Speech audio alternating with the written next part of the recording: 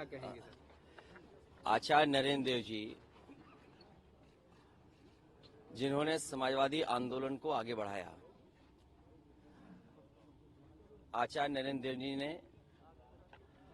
समाजवादी आंदोलन को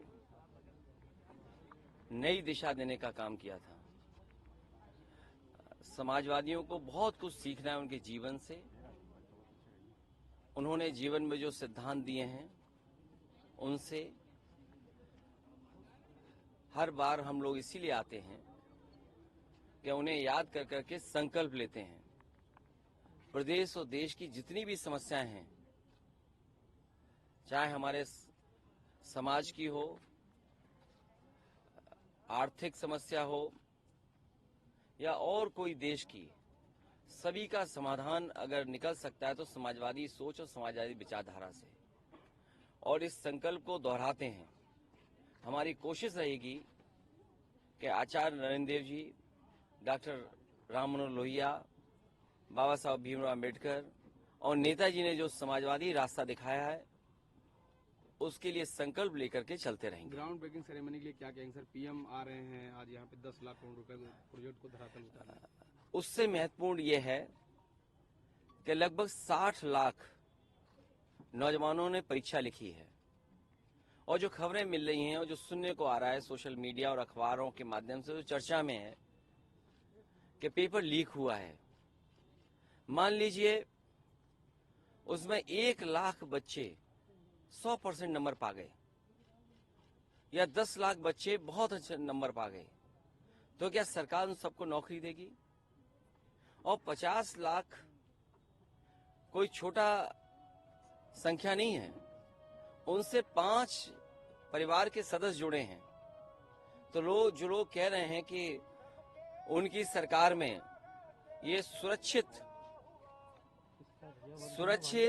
और बहुत ही सुरक्षा कड़ी में परीक्षा हुई है, तो क्या 2.5 करोड़ परिवारों के साथ धोखा नहीं है? और यही 2.5 करोड़ लोग भारतीय जनता पार्टी को उखाड़ फेंकेंगे। सर क्या कहेंगे सर, न्याय यात्रा में आप शामिल हो रहे हैं, कल रायबरेली पहुंच रहे न्याय यात्रा कांग्रेस की? अभी बातचीत चल रही है, कई दौर में बातचीत हो चुकी है, कई सूचियां उधर से आई, सूची इधर से भी गई।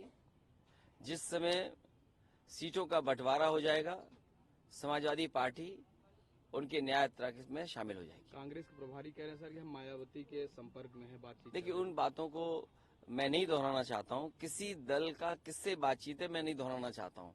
और मीडिया के लोग, आप भी सोचो, आप भी पॉलिटिकल पार्टी मत बनो। मैं जब चर्चा सुबह सुबह सुनता हूँ, देखता हूँ, आपको बजट अच्छा मिलता है। जिसको बजट अच्छा मिलेगा वो भाषा उसी की बोलेगा जो बजट देगा। कहीं ऐसा ना हो कि कुछ ऐसे फैसले आ जाएं तो आपका चैनल की क्रेडिबिलिटी क्या बचेगी, या जो लोग ज्ञान दे रहे हैं उनकी क्रेडिबिलिटी क्या बचेगी। जो हो रहा है वो दिखाई नहीं दे रहा उन्हें, जो नहीं हो रहा है वो अपने दिखाना चाहते हो आप, तो आप किधर ले जा रहे हो? इसीलिए 24 का चुनाव महत्वपूर्ण है। संविधान बचाने का चुनाव है, इस देश के भविष्य को बचाने का चुनाव है, गंगा जमनी तहजीब को बचाने का चुनाव है, भाईचारा बचाने का चुनाव है। और समाजवादी लोगों की जिम्मेदारी सबसे बड़ी है, क्योंकि सबसे ज्यादा धोखा भारतीय जनता पार्टी ने अगर किसी को दिया है तो वो गरीबों को दिया है। ये जो ब्रेकिंग ग्राउंड सेरेमनी है, ये आज से 6 महीने पहले क्यों नहीं हुई? अगर इन्होंने बजट में पैसा रखा होता और इनकी जो पॉलिसीज हैं, अगर उसके तहत कोई इंडस्ट्रियलिस्ट आना चाहता तो पहले भी आ सकता था। क्योंकि चुनाव आ गया है, इसीलिए लगभग 50 लाख बच्चों से परीक्षा लिखवा रहे हैं। चुनाव आ गया है, वोट चाहिए है, इसीलिए ग्राउंड ब्रेकिंग सेरेमनी हो रही है। इससे पहले क्या इन्वेस्टमेंट आया है और उस इन्वेस्टमेंट से कितनों को नौकरी और रोजगार मिले, ये सरकार रहेगी तो बाबा साहब भीमराव अम्बेडकर जी का और समाजवादियों का जो आंदोलन रहा है, जो संघर्ष रहा है आरक्षण बचाने का, ये सरकार पूरा का पूरा समाप्त कर देगी। अध्यक्ष जी, स्वामी प्रसाद मौर्य के हवाले से खबर वायरल हो रही है, वो पार्टी बनाने जा रहे हैं। देखिए उसमें हम लोग गलती नहीं है, खबर हम लोग नहीं, ये खबर पूछना भी जरूरी है।